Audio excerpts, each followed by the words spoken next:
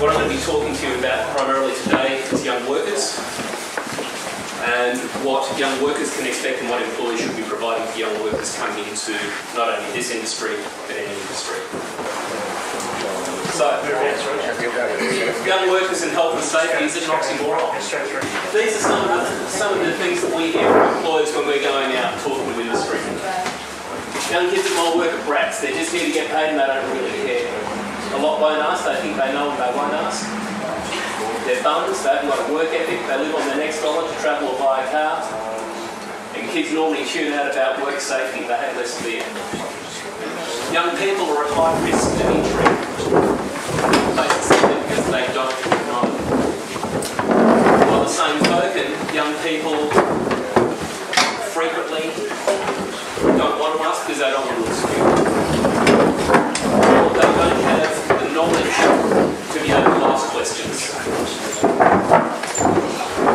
Because some of the feedback when we've been getting from young workers, people feel stupid because they don't understand. So yeah, you don't tend to speak up. You think I'd feel better about speaking up, it's even more daunting when you're really relying on that job and that money. And you do get intimidated and you get afraid to ask. To give you an idea, I left school at the age of 15. I started as an apprentice cook. My chef, my boss, was a 6'6", ex-4 foot wide, ex-German army paratrooper. And believe me, when he screamed, you could literally hear the dishes rattling. He had a parade ground voice. You tended not to question. If he said jump, you jumped, and you didn't even bother about thinking about considering asking the question, when do I come down? You just stay up there. That was the sort of environment that I came into. That was also an environment where he tried setting fire to my pants and then complained to me that I wasn't paying attention because I was using a knife working while he was trying to set fire to it. Right? Go figure. You reckon I was going to turn around and call him a dickhead? I don't think so. So, 15 to 24-year-olds in Victoria have the highest proportion of work-related injury, they have the highest rate of hospitalisation, and 50% at least of underreporting of injuries. Classic example, mate of mine, son of friends of mine, sustained acid burns at work, didn't get notified. Mind you, I sort of had a word to people in town, so boy, I got a bit of a visit. So what are they sustaining? Lifting and manual handling injuries, lifting and moving things. Young people generally seem to think, yeah, I can do it, I'm big, I'm tough, I'm strong, I'm young. But I'll tell you what, the number of young people who get this stuff being hit by equipment, slips, trips and falls. So muscle injuries, open wounds and fractures. The claims data shows us that these are the most common injuries. So, why are they more likely to be killed or injured? They lack the skill. They lack the... As you work in an area, you develop what we call muscle memory. You can start doing things with your eyes closed. I used to be a chef. Even now, I can still finely chop onions with my eyes closed and not cut myself. Sorry. So your name was? They lack the experience, and that also comes back to lacking experience. They don't understand their rights and responsibilities. Now, we all have rights. We have the right to a safe workplace. You also have responsibilities, as you're going to find out later on in the presentation, that your employer has the duty to provide you, so far as is reasonably practical, with a work environment that is safe and without risk of harm. Likewise, you also have a responsibility to work safely to ensure the safety of yourself and other people who may be affected by your acts or omissions. That's actually written in the Act. An omission, by the way, is if you do something, so what that means, if you do something that results in someone being harmed, you're at risk of being prosecuted. Likewise, if you fail to do something that results in someone being injured, then you can also be held in breach. Lack of supervision, you may not necessarily be well supervised. Your boss may not be on, or somebody there may not be there to supervise you. And again, certainly as an apprentice, there were times when I was left alone in the kitchen. The boss and his partner had to go out to a wedding.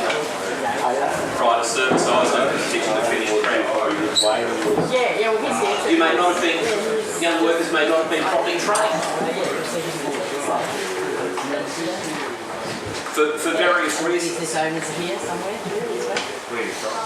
Young workers frequently, because they're trying to make a good impression, they're trying to show initiative. However, they may not understand that that initiative that they are showing is actually putting them at harm because they don't understand the risks of the equipment or the plant that they're using. And likewise, they're fearful of raising an issue and losing their jobs. How many times I don't know about you guys, but I hear that all the time. And that's why WorkSafe accepts anonymous complaints, because some people out there are genuinely at risk of losing their job if they raise a complaint. Mind you, the employer will then be in breach of our act, but that's a whole different matter, and we have to try and prove that. Always really difficult. So, the duties of an employer. The employer has a duty to provide a safe workplace. Section 21 of the Occupational Health and Safety Act states that the employer shall provide and maintain, so far as is reasonably practicable for employees, a work environment which is safe and without risk to health. You know, I reckon I've said that a couple of times. Been doing this job 14 years now. They should provide induction training so that when you start with a company, you know what's going on, you know what the policies and procedures are, you know who to talk to if you've got a problem, how to raise issues. You should be taught how to use, the chipper, how to use the chainsaw, all these sorts of things. Right back to basics. You need to know what you're doing. That can include also on-the-job training. Schools and TAFE can teach you so much, but a lot of your experience will come from actually getting out in the field, hands-on, doing it.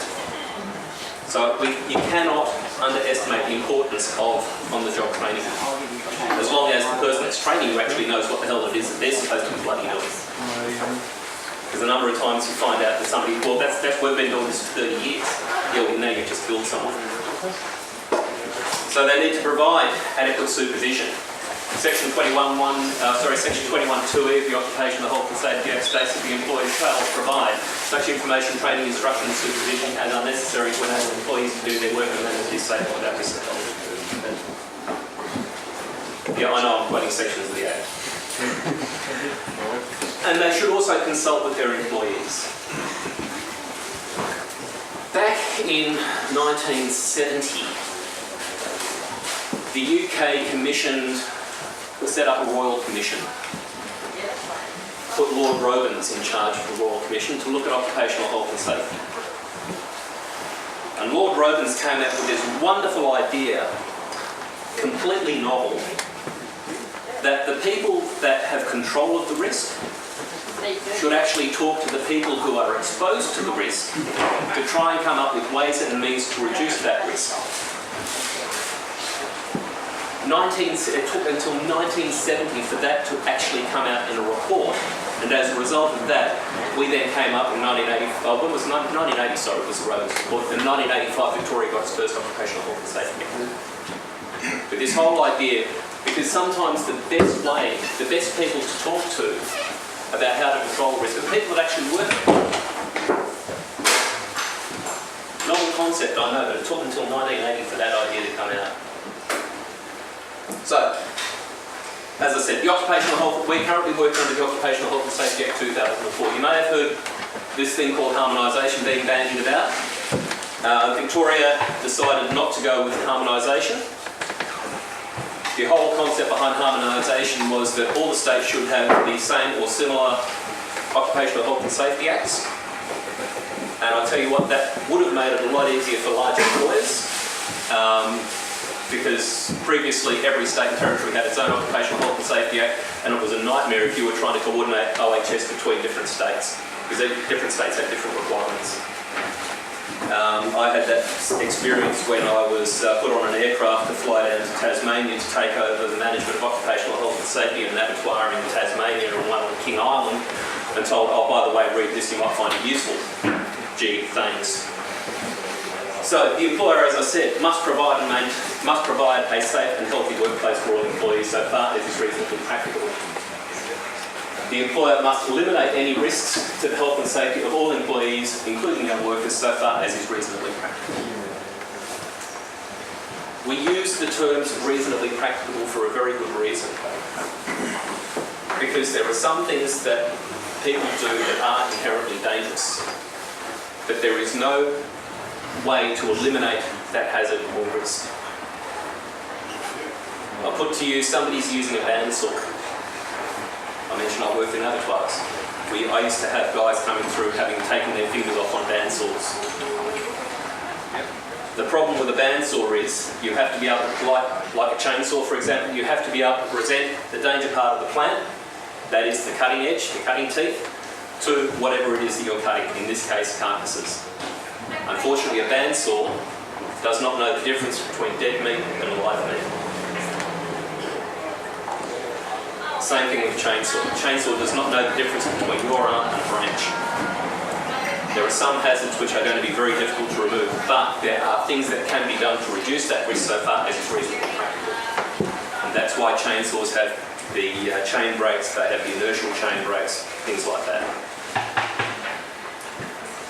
So because young workers are at a higher risk of being injured, their age must be considered as a specific risk factor when identifying hazards.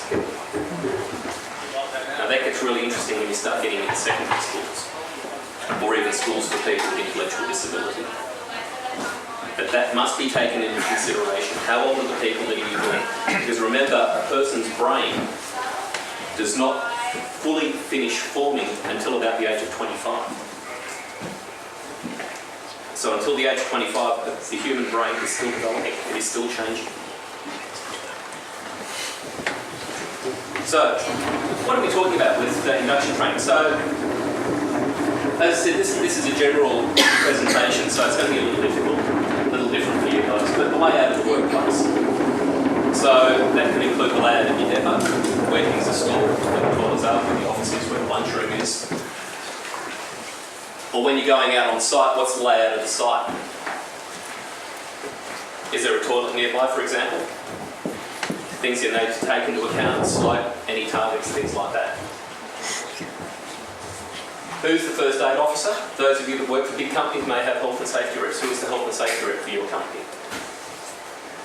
Need to provide information on working safely, consultation and communication, hazard, incident and injury reporting. So if you do hurt yourself, how do you report it? If you see a hazard, how do you report it? Are there forms that you need to fill out? Certainly for injuries there should be. Obviously first aid, fire safety and other emergencies. So something goes pear-shaped, something catches fire, what do you do? Where are the fire extinguishers? And hopefully something that you won't have a problem with is bullying and workplace violence.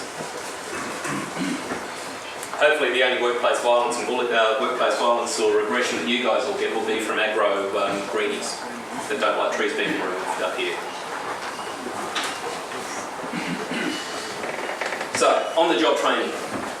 Young workers must be made aware of the hazards involved in each new task and the appropriate control measures for the safe work. So, taking them through, if they're working as a ground crew,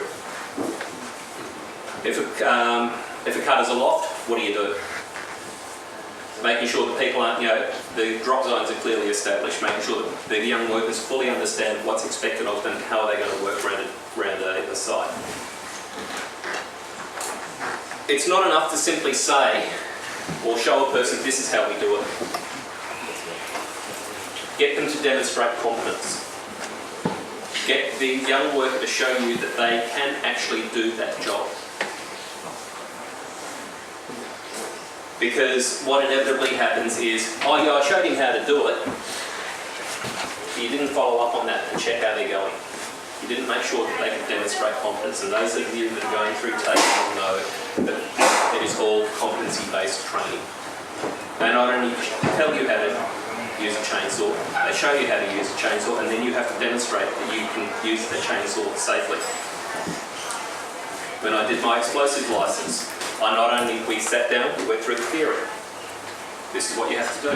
Then they showed us, this is what you have to do. Then we had to demonstrate. Yes, we can levitate a tree stump. Actually, that was the most fun I ever had on a one-week training course. And then check to make sure that they understand what you're saying. And that can also be done through the demonstration of competence. Supervision is ongoing.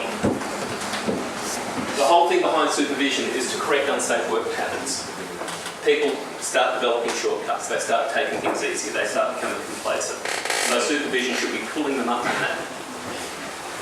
Supervision is also monitoring work practice and conditions, making sure that as you're working with someone, that you can actually see that you'll pick up, for example, if a machine's not working properly, if it's faulting for whatever reason. That's all part of your supervision. And how is the person actually managing that faulting? It's also important for establishing and opening and maintaining lines of communication. The number of times we go into workplaces, the employer has fantastic systems in place,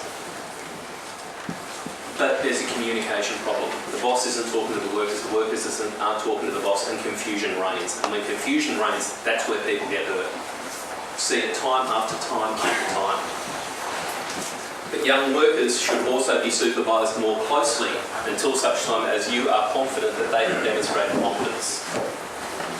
But for those of you that are working with young workers, lead by example. I don't want to hear when I'm out, there, yeah, you taught this in college, but it's rubbish. TAFE is teaching you things because of a reason. So, talking safety. Let people know that it's okay to speak up. Listen to them.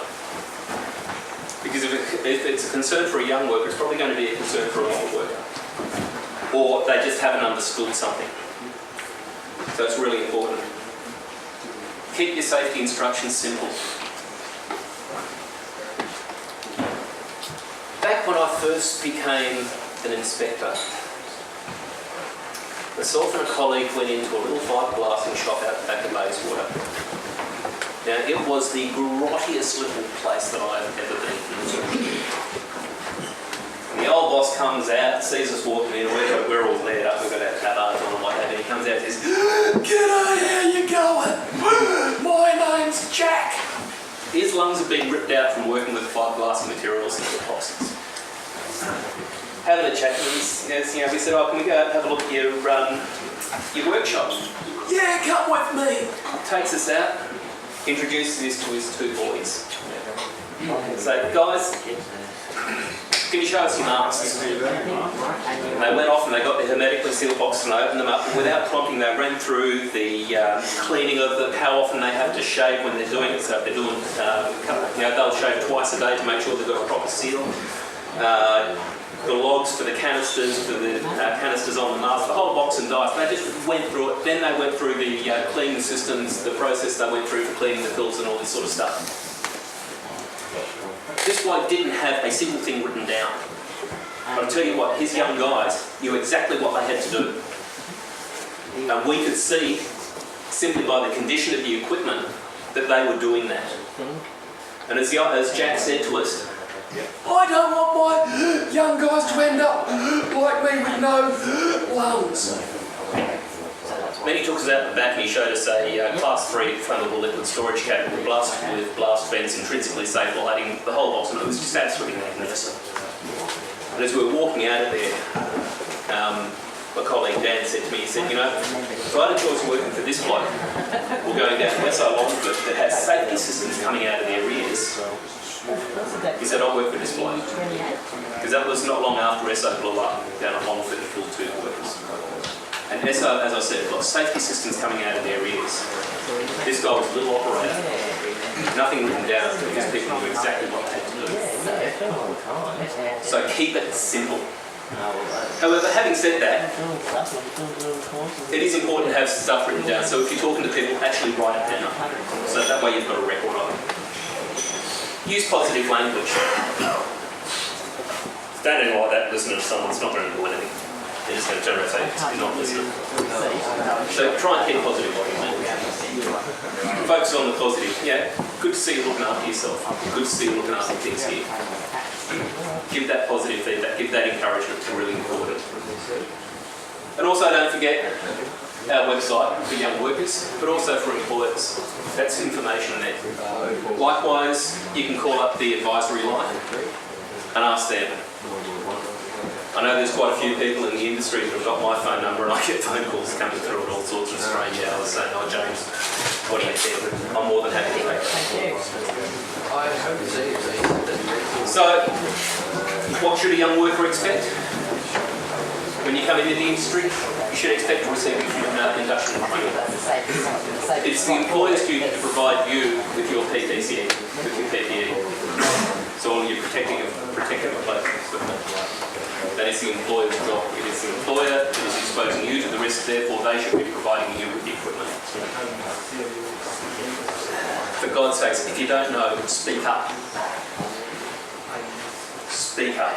If you're not sure, ask. If you don't feel safe doing it, don't do it. So if you don't feel safe, it probably isn't safe. And as I said, we've got the advisory line. Give it a call. We can provide confidential advice. We also take anonymous complaints, as I said. Likewise, if you're out driving around the road and you see one of your colleagues doing something stupid, call through. You don't have to leave your name. We won't tell them where it's come from. But we are very interested in getting you, because ultimately, at the end of the day, this is simply about making sure you can go home and have dinner with your family tonight. That's what it's all about. It's not about making life difficult. So, I've got for you a case study. Now, this is what happens when things go seriously pear-shaped. These are photos that myself and a colleague took out on a job involving our industry.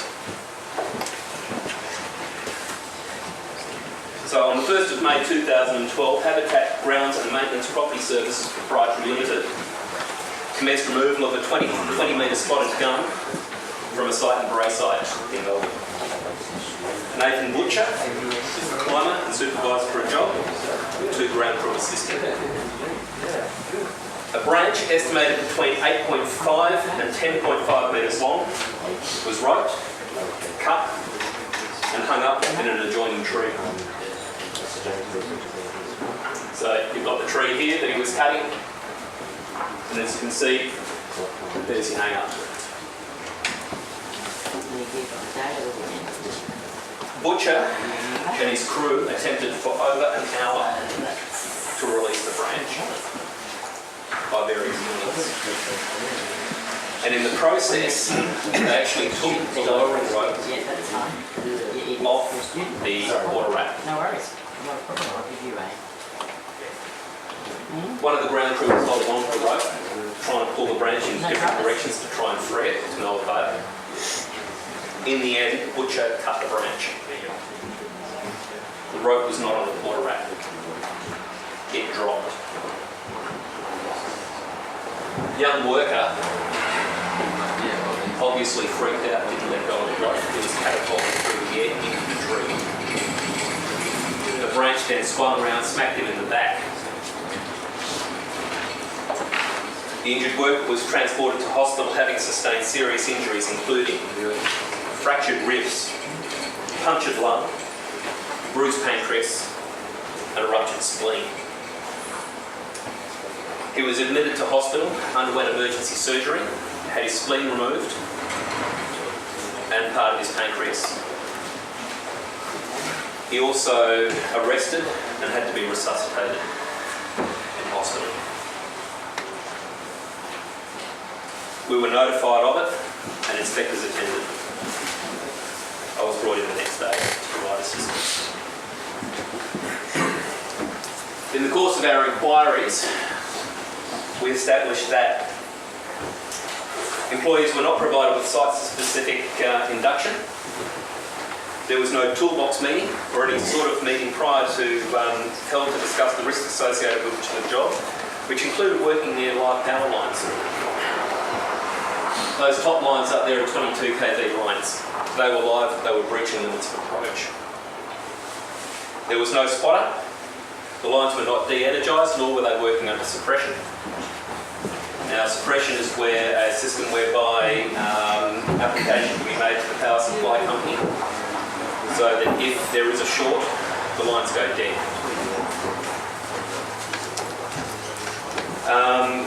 So there was actually a risk as the tree was overhanging the 22 kV line, so there was a potential for a branch to come in contact with it.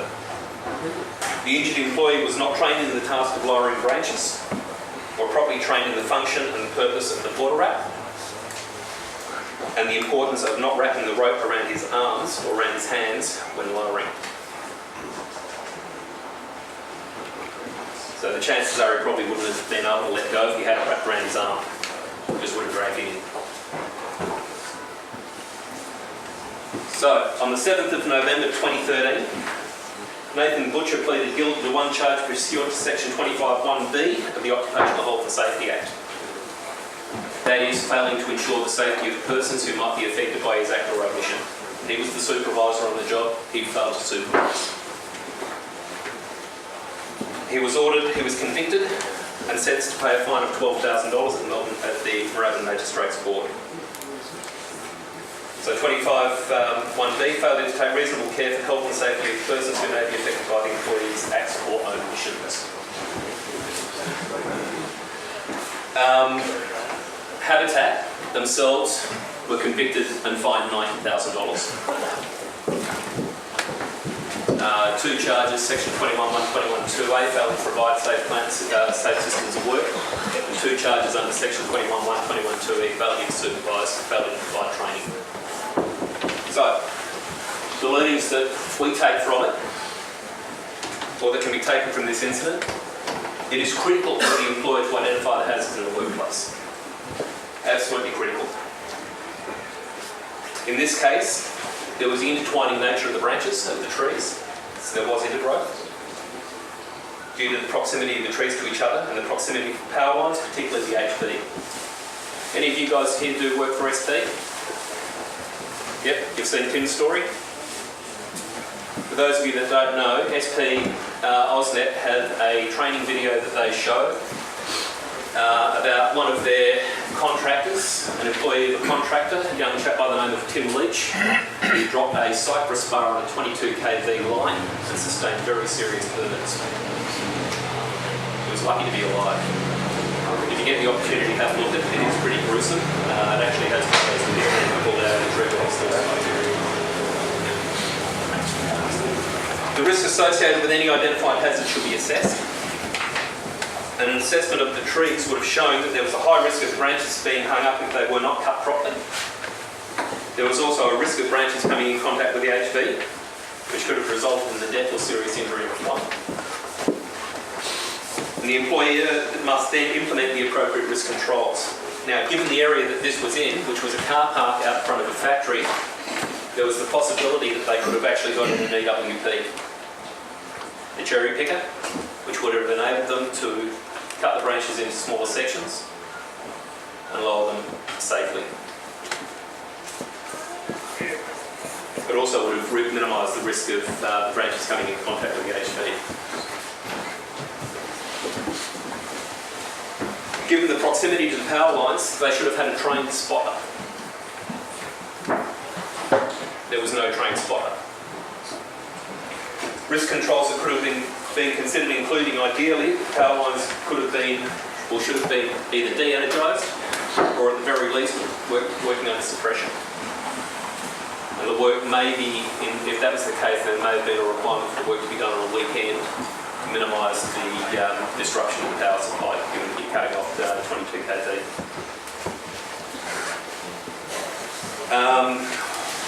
And if they couldn't have done that work, then they should have been getting in a company, should have contracted out to a company that had trained people, people who are trained in limits of approach. The employer should also have ensured that employees have been provided with training for the work they're required to do, and when under training, ensure that they are properly supervised. Personally, I think it's really difficult for a person, a climber, up in a tree to be up to supervising his ground crew.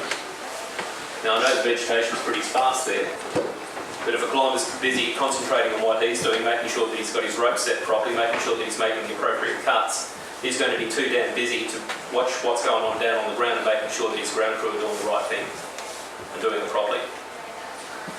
There should have been someone on the ground supervising, making sure, for example, that before it was cut, and also there should have been a communication there saying, I'm about to cut. make sure that, you know, the lowering ropes on the quarter wrap. The supervisor on the ground should have also been looking at how the guy was held, the young worker was holding the rope, so that it wasn't wrapped around his hands. So, and toolbox meetings, of course, so that you can actually get out there, eyeball the site.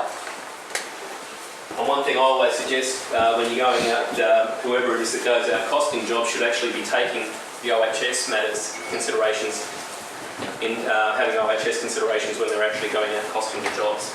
So looking around, okay, are we close to HB? Where are the targets? Things like that. What's the slope of the ground? Is the ground really mossy? Is it muddy? How are we going to access it? So these things can then be fed back so the crew's got a better idea of what they're going to face when they get out there. Having said that, it's then the responsibility of the crew when they get out there to actually eyeball the site and figure out how the hell are you going to do the job without killing anyone. So, in regards to that, we will continue to work cooperatively with your industry. We're here to help you guys. Believe me, I don't like finding myself in court. It's stressful for me. I don't like going out to serious incidents and fatalities. I've been to far too many of them. And that's part of the thing that we've been doing over the past 2 years with this project that I've been working on. We've been talking extensively with the industry. In fact, with guidance material that I'm currently working on, you may have seen it or may have heard of it, the chipper guidance material. What was it, last Thursday we were down at Winchelsea.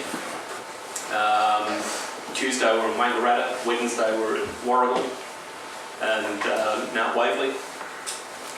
Going out talking to you guys.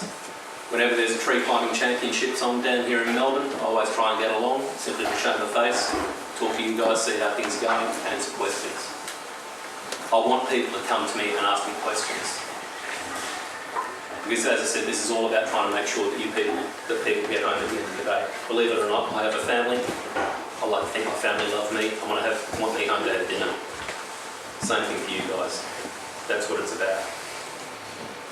The mission statement of WorkSafe Victoria is Victorian workers returning home safe every day. That's what it's all about. Thank you. Questions?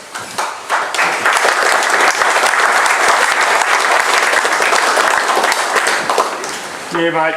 Just that incident there, was he qualified arborist up in the tree, or was that just Jimmy put on a harness and grabbed the chainsaw and went up there and had his brother downstairs? Basically. Yeah. And you hear on the news a lot that situation, there was an arborist died or got injured. Yeah, it's not an arborist up most of the time. Yep. It's Joe Blow, yep. The cowboy. Yep. And that's one of we. Sorry. Yeah. I would love to see the amenity tree industry regulated. So that we could then enforce formal training. Unfortunately, the industry is not, we can't, but we can still push the training. And some of you may require Rangers Tree Works up in Belgrave, what was it, 2010, I think it was. One of their guys was caught up a tree, smacked in the head. His quarter wrap was hauled up the tree as the line came down, underneath the line came down and the other end. They were actually, we ran a case on them failing to have aerial rescue systems in place for aerial rescue, and Rangers was prosecuted, convicted and fined $15,000 for that, and that was the first aerial rescue. But one of the requirements that we placed on them was that they had to either provide training and or employ people with qualification in aerial rescue. So yes, we do push the line on that, and yes, I do serve notices on training on specific areas, on particularly the high-risk areas. How realistic is it that we're going to get like what did you say before, like the all climbers have to be qualified? As I said, it's an unregulated industry, we can't. Yeah, but like we're chasing stupid bloody bump bars. Yeah. and be much more practical to actually have certified. Hey, you're not hearing any arguments from me on it. Believe me, as I said, I wish we could, but we can require training. Is it practical in the next 10 years it'll be there, in the next 20, or? Listen, To be perfectly honest, I don't know. I'm certainly advocating for within our organisation that the amenity tree or the amenity tree industry and or forestry should be classed as defined as a high-risk industry, which means we could then move that in. That would actually require a change in regulation. Regulations are next due for review in 2017. What are currently the other high-risk industries that are actually regulated? Mining, Yeah. stuff like that. So it has to be right up there, so likelihood of it going through is zero. As I said, I don't know. All I can do is advocate. And if there were more, if we could persuade coroners to pass down recommendations along those lines, it might give us some room to move. It might give me a bit more traction. The last coroner's case that I was aware of was Ian Black, but there was certainly nothing that came out of that in regards to training. Ian Black, by the way, was a climber who fell 19, 20 metres to his death down at Kayak back in 2009. So there is getting to be an understanding within our organisation about the level of risk associated with the injury, but also getting it a regulated industry. I mean, the UK has, we could have a look at that and see how they do it and see whether or not they're putting something similar over here. As I said, personally, I'd love it to make my job a hell of a lot easier. Yeah, with the adoption of potential harmonisation regulations help with regulating our industry, I mean, would that push it further than what our state regulations do at the moment? No, because under harmonisation the industry is not regulated anyway, and we had enough of Barney over the Safe Work Australia Code of Practice for tree work. Did you see the first draft of that Code of Practice when it came out? I did. Yeah. And what was it about? Oh, it was about a great deal of, Riding the hook into trees. well, yeah, it was practically nothing really. Yeah, precisely. You can understand the problem we have with harmonisation because Northern Territory and Queensland said, yeah, and they actually pushed for an exemption under the I think it was a lot of plant compromise. regulations. Sorry? A lot of compromise. It was, and we weren't prepared to, well, the state government decided it was going to be too expensive for Victorian employers to go down that line. And certainly here in Victoria, we would be very concerned about anything that would diminish the health and safety or negatively impact on the health and safety of employees. So, would harmonisation improve that? I don't know. Could we persuade all of the states in Australia to regulate the industry? How long did it take us to get standard gauge railway? Sorry, I don't like to be a setting part. Yeah, I hope it comes a bit further since standing up roll over there. No.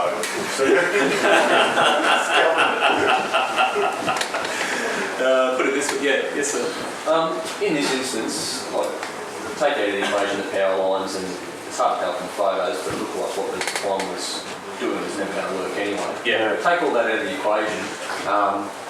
The same situation happened, but the bloke on the ground was a fully qualified arborist who presented competency in everything. But the same situation happened.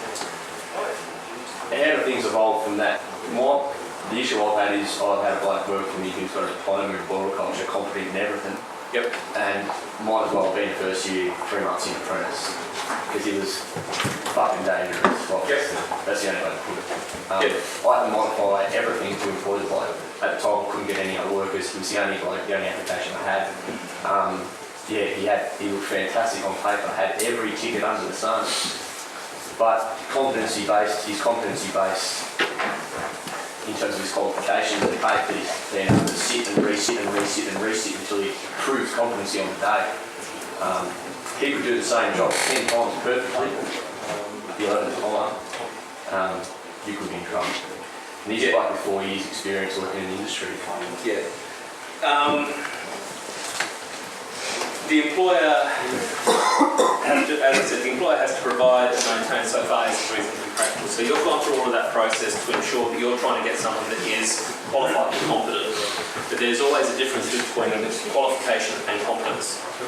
I suppose the classic example is everyone here has a driver's license. Yep. Nearly everyone here. Has anyone here never received a traffic infringement or a parking infringement notice?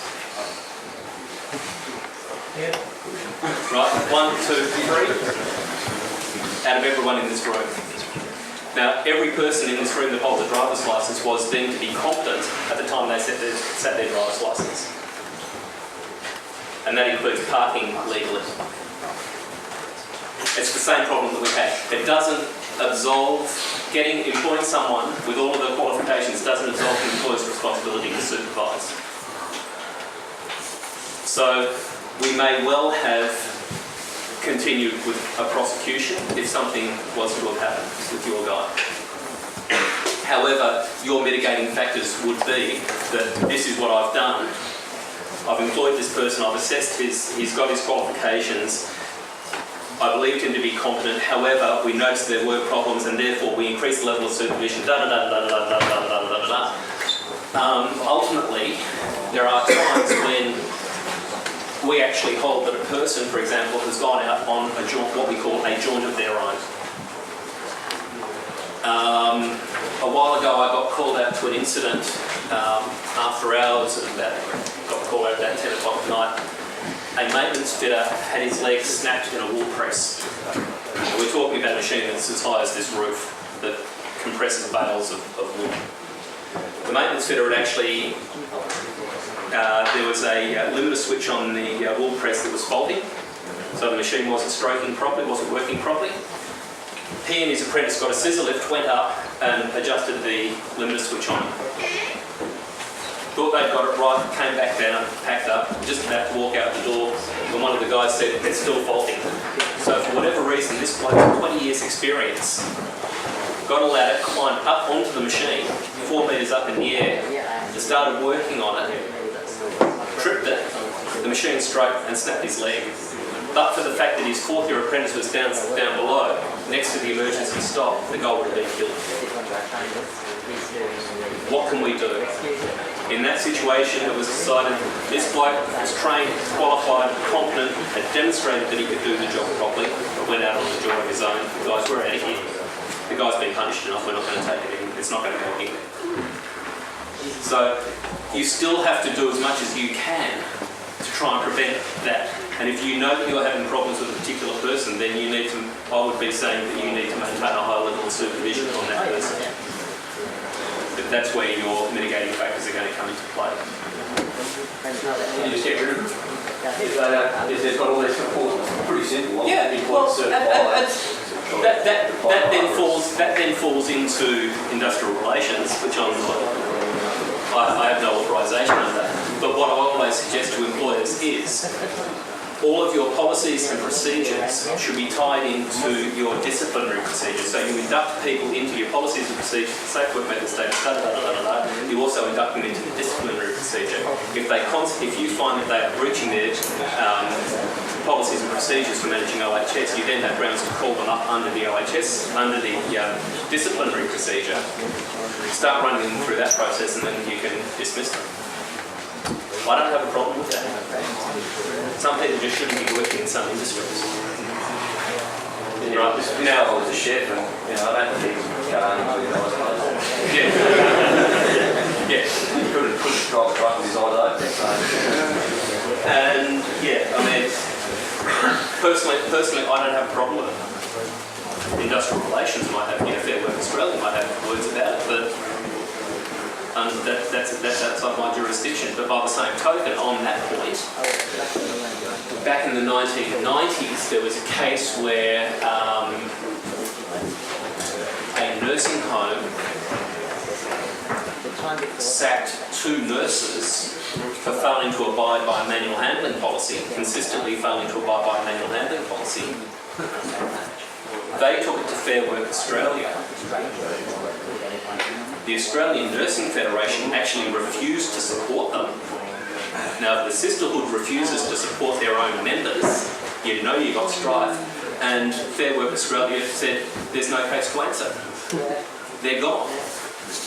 because the nursing home had the systems in place. They could demonstrate that they provided the supervision, they provided the training, the induction, they'd gone through the disciplinary procedure, they'd gone through the whole process. And even the sisters, and believe me, the CFMU, you call the ANF feral. Even the sisters decided that no, we're not going to support these guys. So yes, you can do it. We've got maybe 20 people outside that are missing out on this part of the presentation, and we've obviously underestimated the fantastic turnout this morning. So all we'd like to do is actually move down to, there's a venue at the bottom of the Flying Fox, which Shane Hall's now set up. So, but first of all, I'd just like you all to put your hands together and thank Shane.